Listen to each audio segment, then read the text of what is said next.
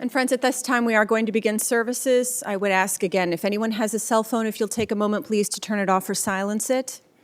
Officiating our services today is Rabbi Joseph Ozorowski.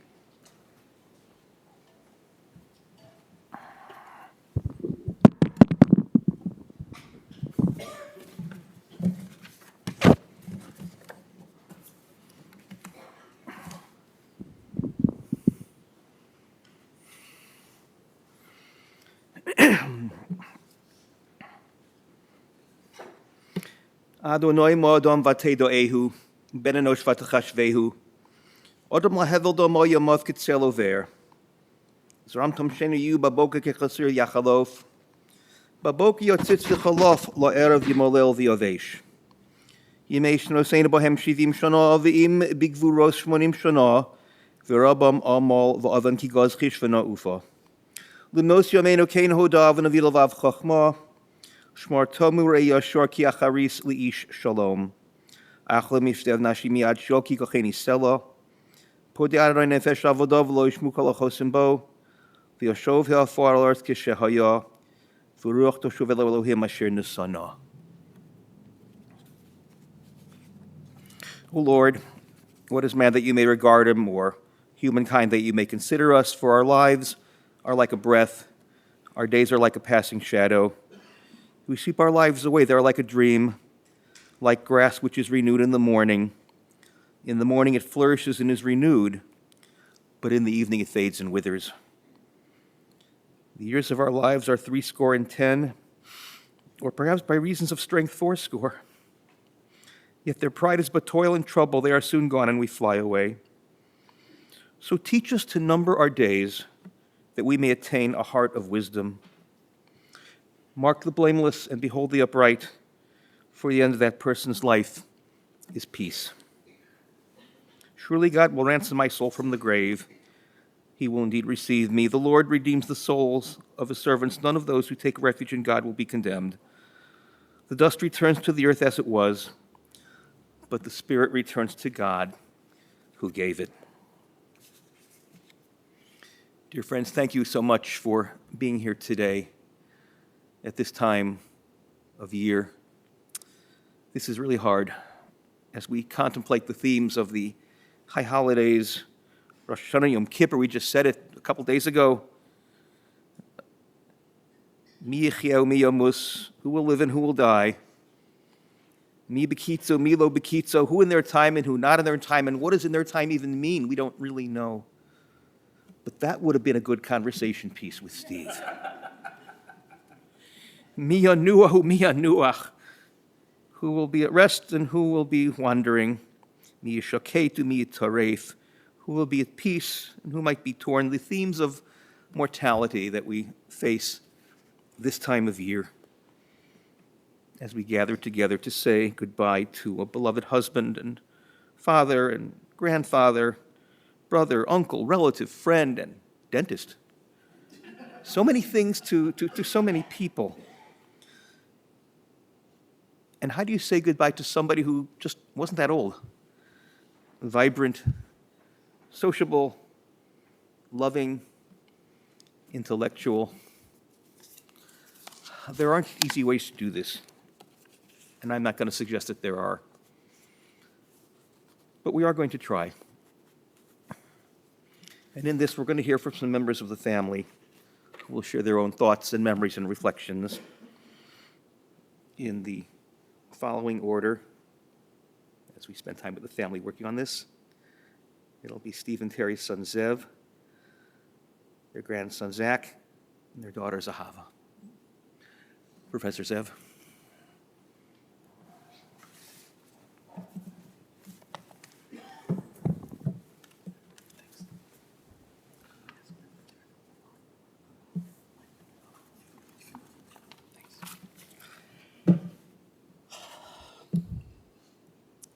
Dad, it's your son. Thank you all for being here today to honor my father, Dr. Stephen Steinberg.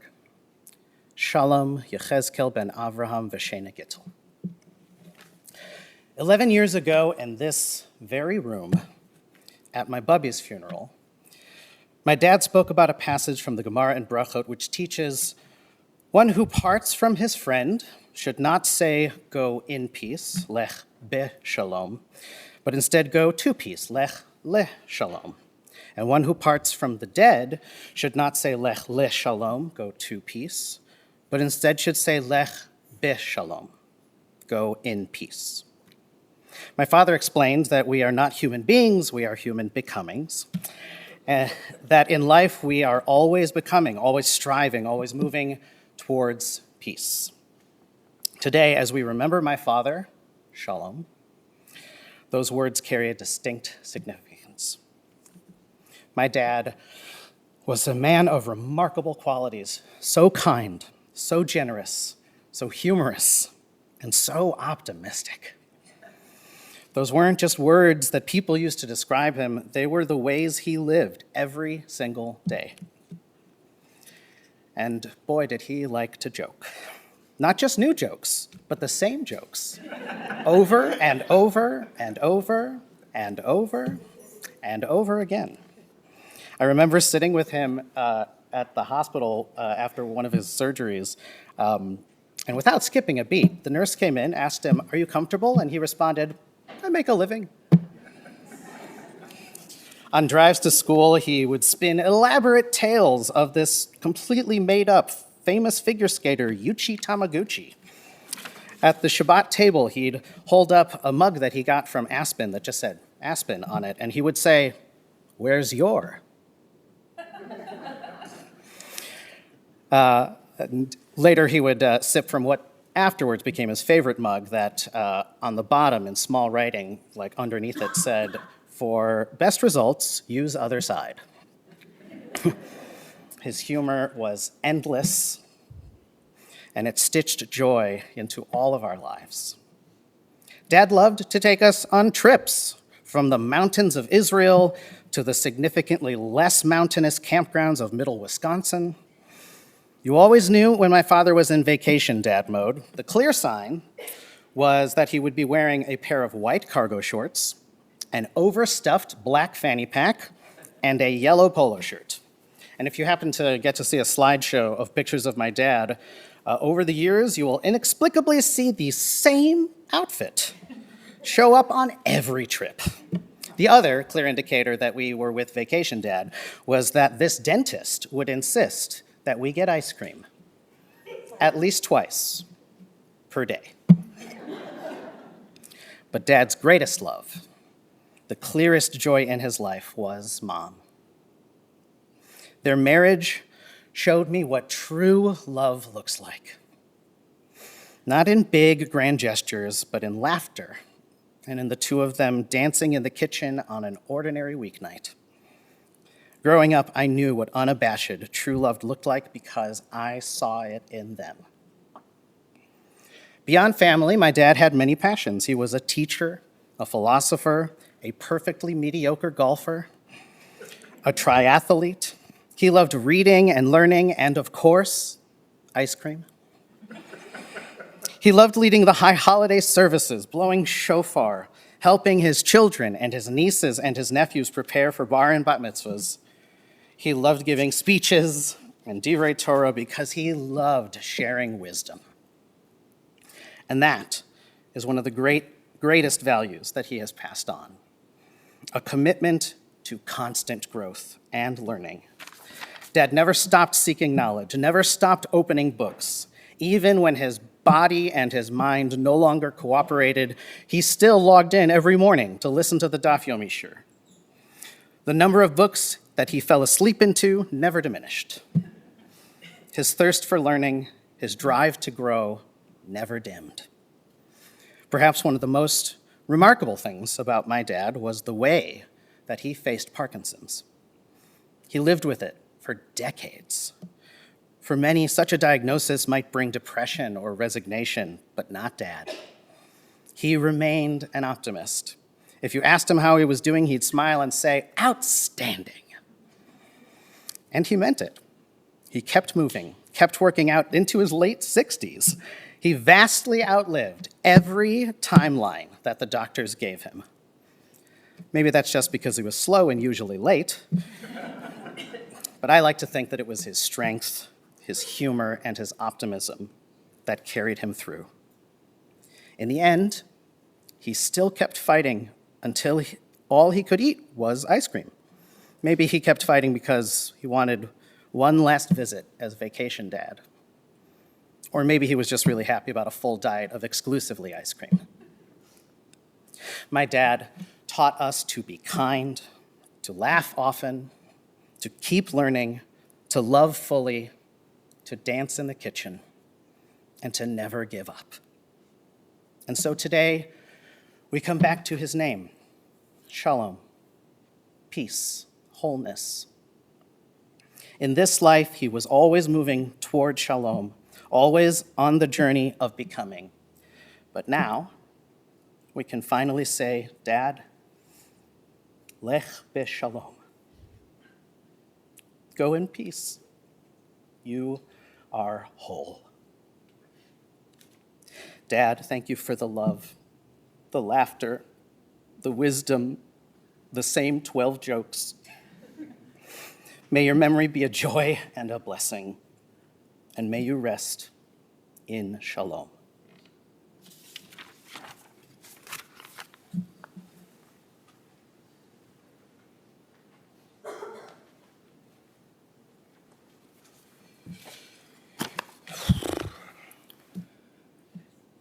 Fourscore and 13 years ago was how I started my bar mitzvah speech. This was my Zadie's idea, and I loved it. It started off a pretty lengthy informational speech with something funny. That's not what it is here for today. Today, it is here as a reminder of how funny and thoughtful my Zadie was. My Zadie was always the person I looked up to as this pillar of knowledge I one day wanted to be like. Whenever anybody in my life had questions, we would always go to him for the answers because he always had the answers. And that is one of the things I miss most about him. He would take me to the park, teach me basketball, baseball, and catch, and a black bag would always travel with us. He loved playing Candyland and Chutes and Ladders with my sister, more than me, because she never cheated.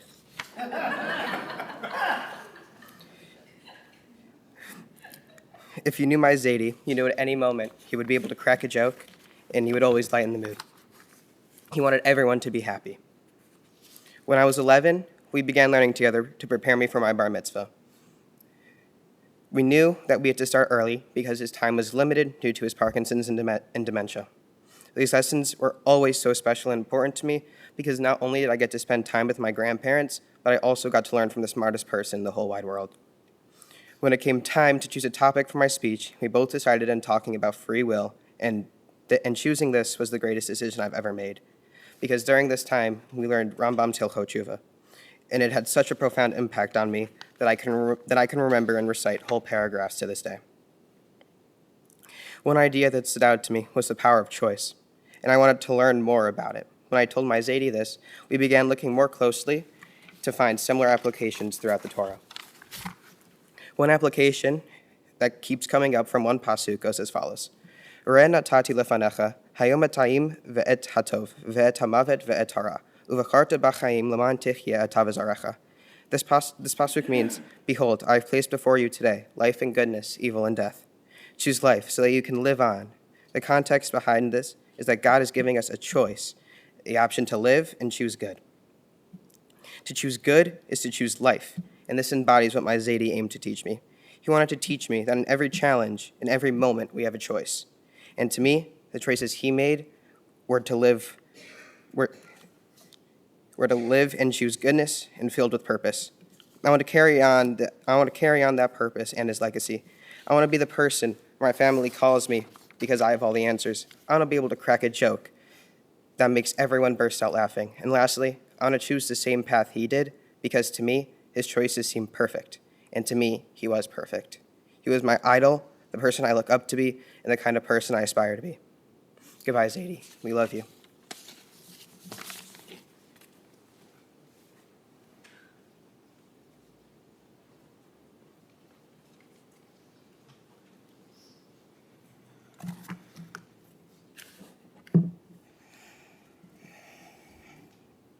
I was going to come up here with a huge book and a pile of papers and talk at you all for hours. Instead, I just have a little speech I'm going to read. As some of you may know, dying on Rosh Hashanah is said to be the sign of a tzaddik, a truly righteous soul. My dad left this world on Rosh Hashanah, giving true honor to the life he led. Today we gather with gratitude, gratitude for his life, gratitude for the countless ways he touched us, and gratitude for the light he brought into this world. There are too many stories to tell. There are too many lessons to teach. These words that I share today only capture a fraction of who my dad was: a genius, a moral compass, a teacher, a partner, a mentor, a guide, a giver, and oh yes, a dentist. I am a daddy's girl. I still remember wearing a green shirt that said on it, "I love my dentist, he's my dad." I always looked up to him. I start every day wondering, how can I emulate him? How can I teach like him? How can I lead like him? How can I make an impact on this world like he did? Light. My dad believed in light. Not only the physical kind, but the inner illumination that reveals truth with a capital T. He taught that absolute truth exists, but we can never know it absolutely. We are not human beings, he would say. We are human becomings. We even made t-shirts with that on it. His philosophy was rooted in ethical monotheism and a deep awareness of the spiritual and metaphysical realms. Our job, he taught, is to connect the physical world to the spiritual one, and that is holiness. And holiness, he reminded us, is a paradox. You separate so that you can connect. He lived his light every day. He was the ground beneath me, my moral compass. I often ask myself, WWDD, what would Dad do? He taught bar and bat mitzvah students with patience and brilliance. He led high holiday services at Young Israel in Skokie Valley. He wrote and starred in many Simchas Torah spiels, and even started dentistry services at the Ark, creating thousands of literal smiles. As he would say, what's more human than a smile? Love. Love is a verb. Dad often said love is an action, it's effort, it's showing up. And he showed up every single day for Mom, for us, for his grandkids, for his community, and for God. He loved Mom more deeply than any love I have ever witnessed, even in the movies. When she spent a year in Israel, after only 2 weeks away from her, he booked a ticket, enrolled in yeshiva for his junior year just to be near her. Their love was unmatched, a love we teased as children when they danced in the kitchen, eyes locked with each other, and we would squeal, ew, but we secretly admired.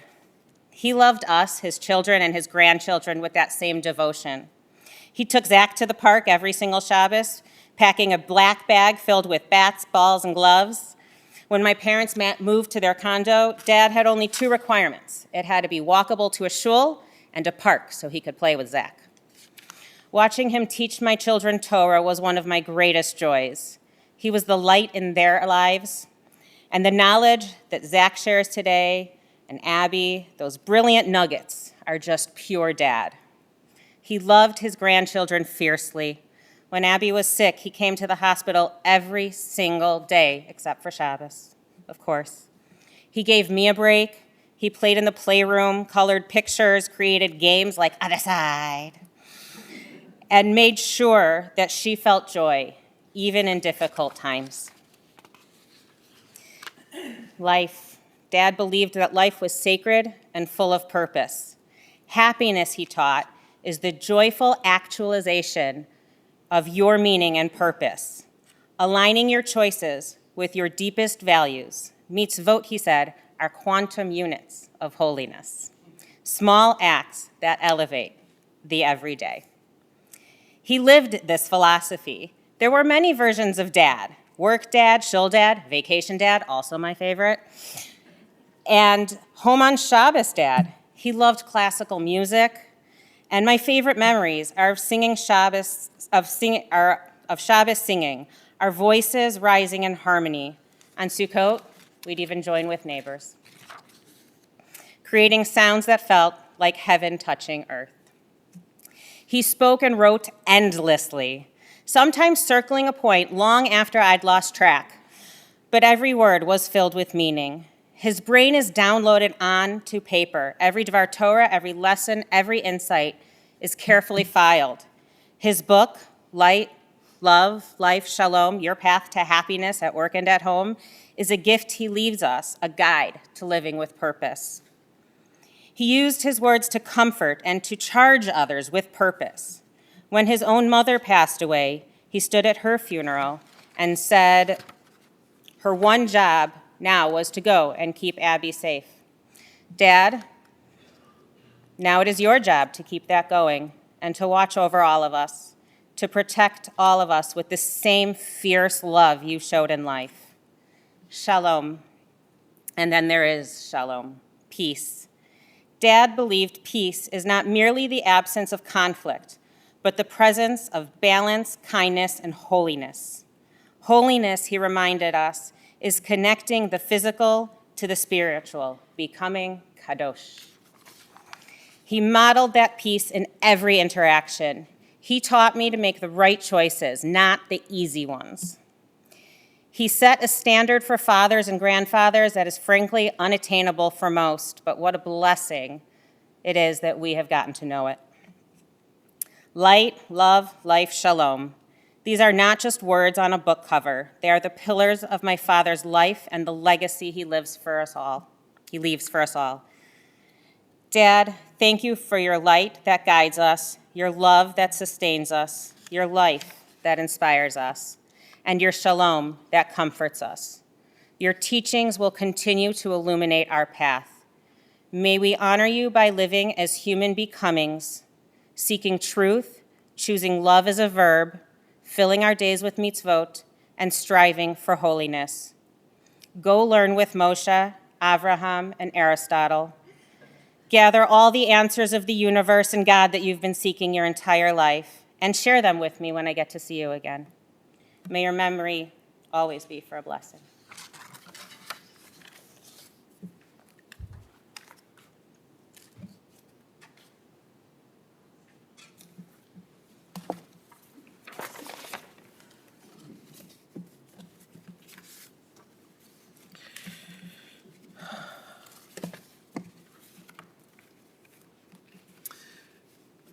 As we continue, I want to note that Steve, as himself, and as half of Steve and Terry, and as the patriarch to a beautiful family, some of whom you just heard from, was connected to many different shuls and communities and Jewish organizations. There are a whole slew of community rabbanim in the room that I want to acknowledge your presence. If I start to name names, I'll miss somebody, so I don't think I should do that, but I wanted to at least acknowledge your presence here.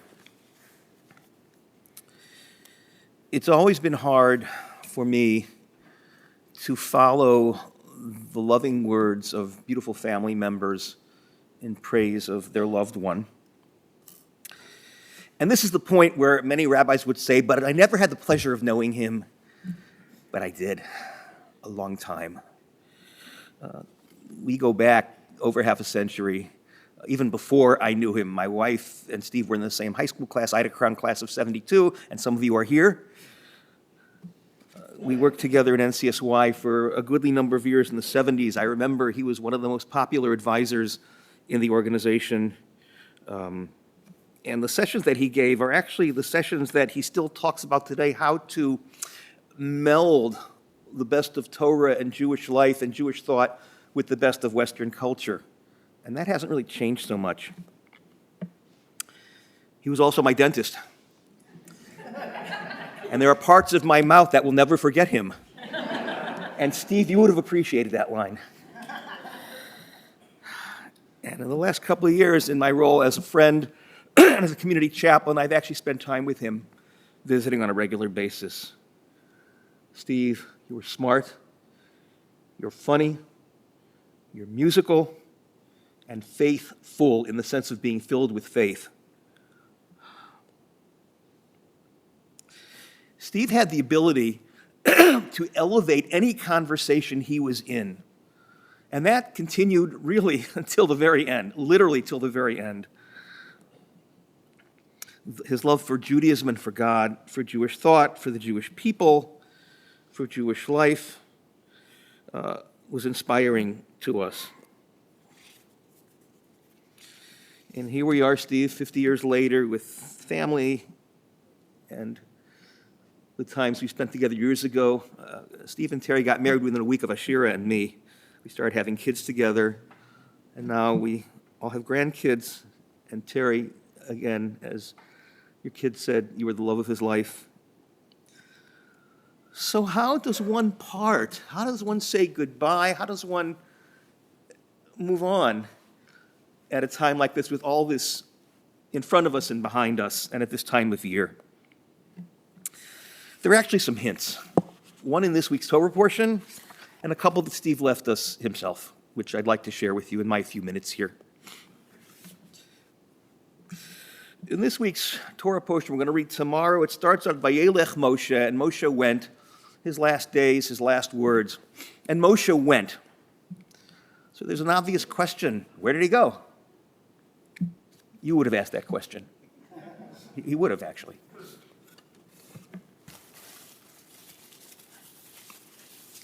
There's a pretty large dispute among the commentators as to where he actually went, Vayelech Moshe. It's Targum Yonatan and rabbinic tradition suggests he went to the Mishkan Beit Ulpana. He went to the Beis Medrash. He went to sit and learn. That's what Moshe Rabbeinu did at the end. But there's a whole school of thought that suggests he actually went to say goodbye. He actually went and hung out with his people. The Kli Yakar talks about how he urged people to do tshuva. This time of year, it's a great drasha, and it was the Kli Yakar's drasha, I'm sure, at this time of year. He spoke to their hearts. Divrei pius, reconciliation. Divrei vidui, confession or acknowledgement. Saying goodbye, the Ramban mentions this, the Ibn Ezra mentions this. The Ibn Ezra suggests that Moshe Rabbeinu went to comfort them. They're the ones who are grieving, and he went to comfort them. So within this framework of a whole group of commentaries, I think we have some clues as to what we can do, because in a sense, Steve is saying goodbye to us as we're saying goodbye to him, and that's how the Kabbalah understands the exit of the soul from this world, that it kind of mirrors the grief that we're feeling. The soul feels grief too. And this is, again, it's another Steve conversation. Steve knew what was happening to him. He understood. He faced his illness, a neurological illness, with grace and with dignity, and I think these commentaries give us the framework as to what he's been doing. What did he do when he realized he had an illness that would no longer permit him to practice dentistry anymore? He basically reinvented himself. Maybe not a reinvention, maybe it was always there and he had the chance to actualize it. So he became, more formally than he was before, a motivational speaker, and a good one. He wrote a book. Here it is. Light, Love, Life, and Shalom, Your Path to Happiness at Work and at Home. And like Moshe Rabbeinu, he went to the Beit Ulpana to the extent that he could, to Daf Yomi, to a shir, and finally online. It's interesting, I have to tell you a story. This happened not that long ago, just a couple months ago. He asked me a question. How do I prepare for this? And you know, Steve had this style. He would look at me and go, ooh, like this is weird. This is so strange. He even used that word. But how do I prepare for this? I'm going to die. How do I prepare for this? So I paused for a minute, and I started quoting the Gemara in Shabbos Daf Kuf Nun Gimel. Omer Rabbi Elazar. Rabbi Elazar suggests that one should do tshuva one day before you die. And there's an obvious question there. How do you know when you're going to die? And Steve, he didn't actually paused a minute, but then he interrupted and then quoted the rest of the Gemara to me. This was just a couple months ago. Even though Steve's mind was already in the phase where you could sometimes communicate and sometimes not, he knew the Gemara. He didn't hesitate to quote it back to me. In spite of his challenges, he always had good cheer, good humor, and like Moshe Rabbeinu, love for family, love for friends. He was so proud of all of you, I can tell you, because he told me about it. All of you. Terry, her achievements, she became his colleague and not just his spouse. Dentist, his kids, his grandkids, siblings. He had such nachas from all of you.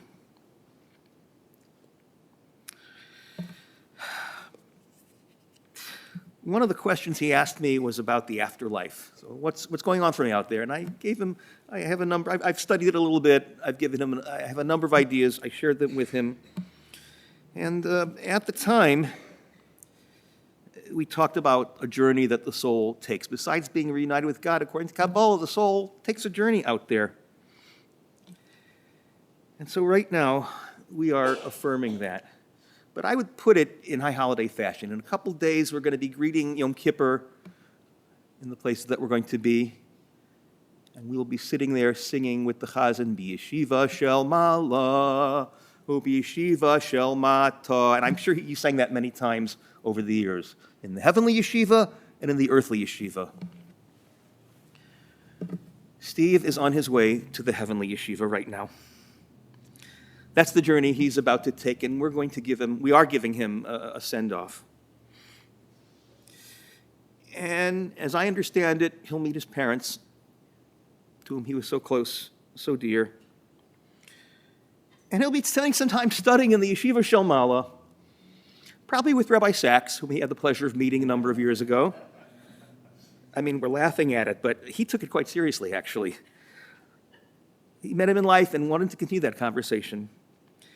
And spending time with some other people who are going to drop in, Rav Soloveitchik and Rav Kook and maybe Eliezer Berkovitz. And I think the Rambam and Aristotle might be dropping in as well. He wanted to meet Avram Avinu. Avram will be there too. The question then becomes, we assure him he'll be on this journey. He'll be up there in Gan Eden, whatever Gan Eden is, with those whom he loved who are there and those who stimulated his brain and his soul. The question then becomes, what about the rest of us? This large room of people who have such affection for Steve and who love him so dearly. How do we remember him? How do we deal with our grief? He followed the example of Moshe Rabbeinu in the Parsha. What about the rest of us? Steve actually gave us the clue. On page 216 and 217 of his book, he has a really interesting concept of reconnecting with the metaphysical, and I want to read this to you because it's so relevant, not just because it's Steve, but it's this time of year. Yom Kippur, he writes, is the day we Jews reconnect with the metaphysical memory and the re-meta member. It's a word he invented. You can do this anytime as well. You can also invent the words he would say. I mean, there's a double drasha in here. You can do this anytime as well, and how to do this will be discussed later in the chapter. To be human, Steve's words, your words, to be human is to be able to remember, but not simply remembering a fact or a date or a face. That would be simple remembering.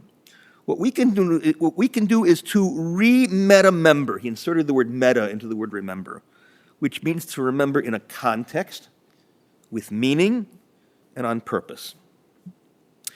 As I write this chapter, I am re-meta-membering my grandfather. My grandfather is no longer physically present. However, he lives on in my memory, and that was Rabbi Paul Bender, right? However, he lives on in my memory. In some ways, that metaphysical memory is more real than physical reality. He becomes an actuality. Contained within that memory are stories of times we spent together.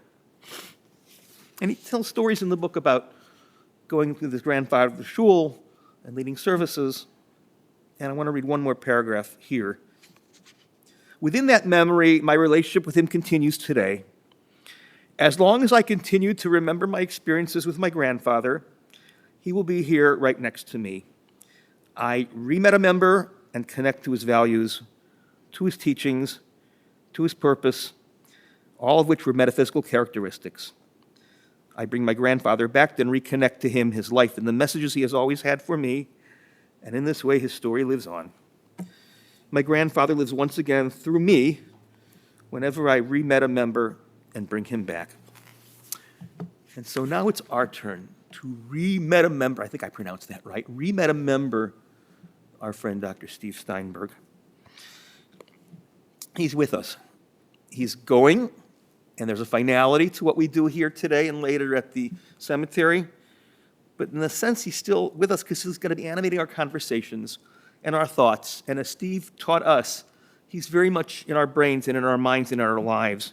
He is still elevating our conversations.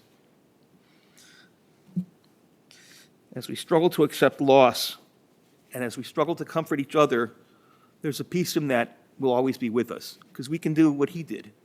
Now it's our turn to do that. So as we try to accept the frailty of life and of his loss in our world, we know that he still is in our hearts. And you know what? I'm going to let Steve have the last word. You would appreciate it, right?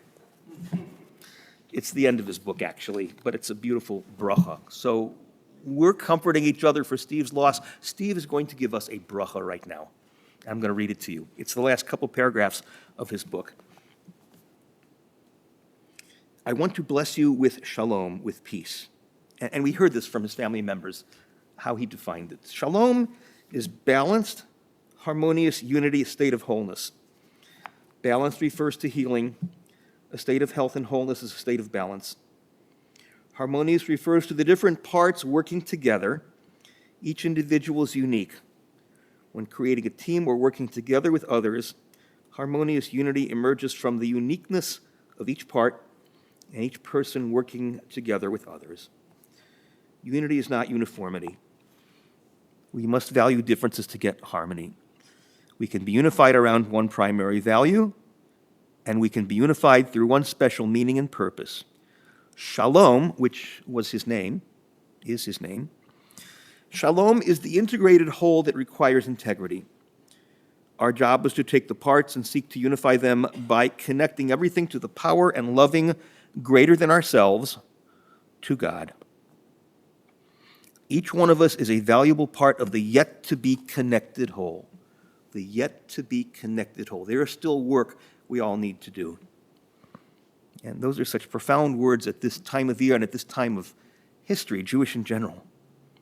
Each one of us has an extraordinary purpose for which we were put here and has the responsibility to discover that purpose. Each one of us can then play our unique part in the universal symphony. If we include in that symphony the power and loving which comes from the capitalized power and capitalized loving greater than ourselves, the Rabboni Shalom he's referring to, there is no limit to the problems we can solve, to the healing we can bring, or to the extraordinary harmony that we can create. And I was debating whether to share the story. It's a short story. He tells it at the very end on the last page. I am going to tell it. A Sufi story sums this up nicely. Past the seeker as he prayed came the crippled and the beggar and the beaten. And seeing them, the Holy One went down into deep prayer and cried out, "Great God, how is it that a loving Creator can see such things and yet do nothing about them?" And out of the long silence came God's extraordinary answer, "I did something about them. I made you." God made Steve. God made you, Steve. And you have enriched us and given us so much. And now, as you're on your final journey, the next steps that you laid out for us are up to us. We grieve and we mourn, but we come out inspired, perhaps while we're shedding a tear and cracking a smile on our face, and probably in the same moment, actually. We'll never forget you, Steve. May his soul be bound up in the bonds of eternal life. I'm going to ask you all to rise for a moment of silent reflection.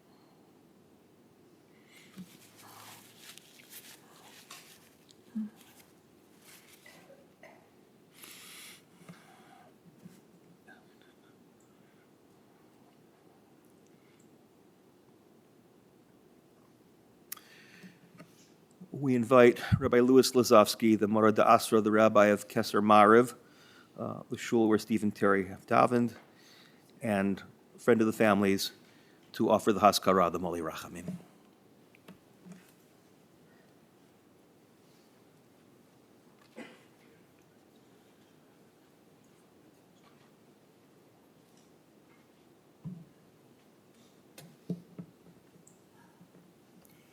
El Mole Rachamim, Shochein Bamromim, Hametzei Menucha Nachona, Tachas Kanfei Hashina, B'malos Kedoshim Utorim, Kezor Harakia Mazhir Nishmas, Shalom Yecheskel Ben Avram, Shalach Lielamo, Bavur Shemish Pachto, Krovo Vioavov Nudim Soko Beadas Karas Nishmaso, Began Eden Temenuchaso, Lochein Bal Harachamim Yasti Reir B'Sezer Chnavav Liolamim, Bitror Chames Nishmaso Adonai Yonachaloso, Yanob Shalom Mishkavo, and Omar Amen.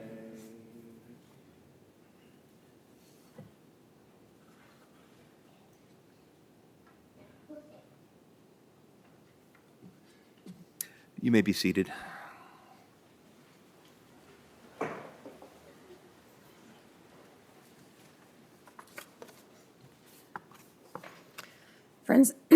Friends, this concludes this portion of the service. The interment will continue at Shalom Memorial Park in Arlington Heights. Upon return from the cemetery, the family will be together at the Steinberg residence. And again, that's 9246 Lowell Avenue in Skokie.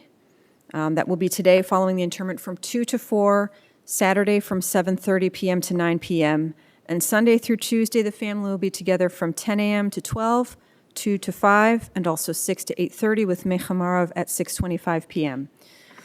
And then Wednesday from 10 a.m. to 2:30 p.m. All of that information is available in the service folders that you received today as you arrived, and if you did not receive one, they will be made available as you depart. And for those of you who have joined us online, that information is also available on our website as well. For those of you who are joining us in procession to the cemetery, we'll ask that you please keep a few safety measures in mind. Please make sure that you obtain an orange funeral safety sticker to place on the passenger side of your front windshield. Please make sure that you are following the car in front of you as closely as safety permits, especially as we make our way through intersections. And feel free to use your horn liberally as we do so as well to signal to other people that we are together in a procession.